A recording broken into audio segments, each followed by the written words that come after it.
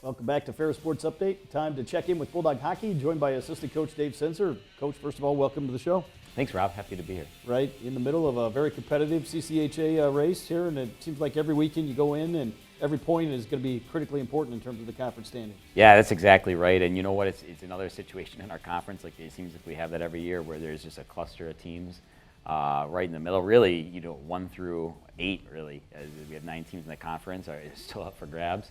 And we're right in the middle of it, and we've had some pretty good hockey the last couple weekends. We've won 2 of our last 3 against 2 of the top teams in the league, being Bowling Green and Minnesota State. So heading into a long trip this week against Bemidji State, we feel pretty confident where we're at. Obviously, a lot of young guys seeing some ice time. Talk about how some of those young guys have really improved and stepped up their game here in the second half of the season. Yeah, absolutely. Especially, defensively, we had 3 freshman D in the lineup that played some real critical minutes for us on Saturday night, and all 3 of them played really well, both Friday and Saturday. And then, up front too, we've got some young kids. You look at Jack Silich, who's put together a couple really, really good games against 2 of the best teams in the conference, and 2 potential NCAA tournament teams, and a couple of the other young forwards as well have really chipped in and are helping us, push on the stretch here.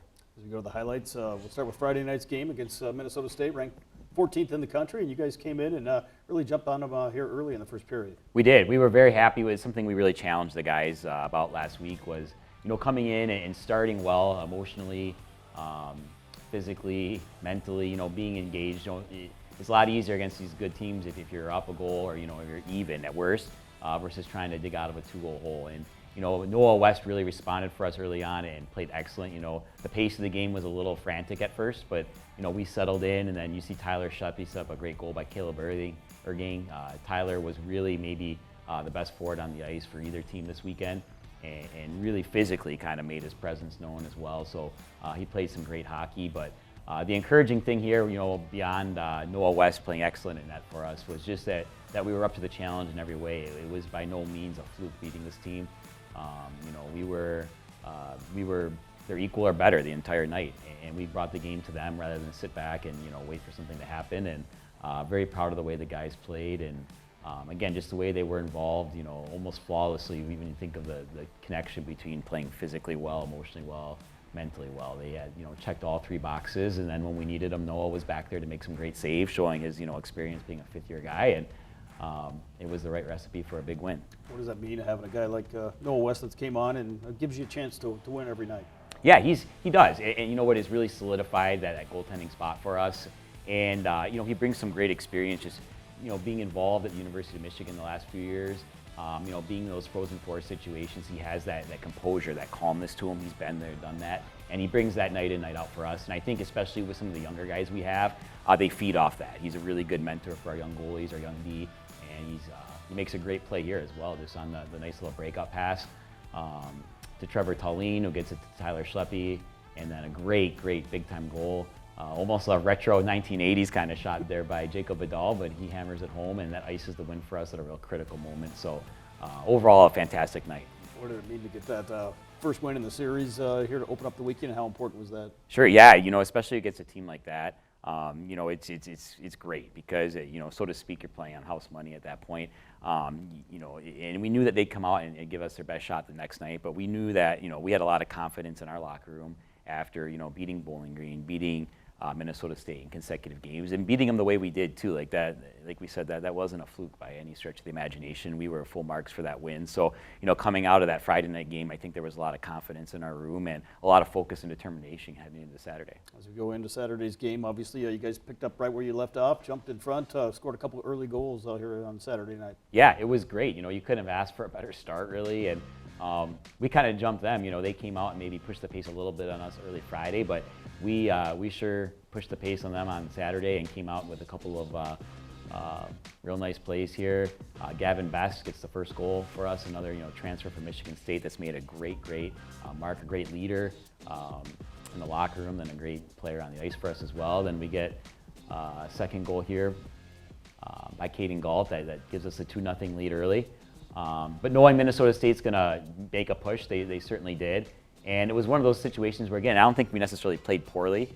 Certainly not, as a score reflex. It's just they have the ability to finish their chances, and we kind of limited a lot of their chances, but the ones they had, they were able to finish on. And The chances we gave them were just, maybe being a touch off mentally from where we were on Friday night, especially in the defensive zone.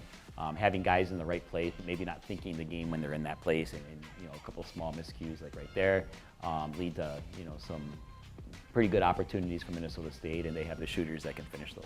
Obviously, a 4-2 game going into the third, and you get to the third period down a couple goals, got to take some chances as well. Yeah, absolutely, and we still felt pretty good going in the weekend with a win on Friday night, and a 2-0 game, which in hockey, you saw how quickly they responded from being down 2.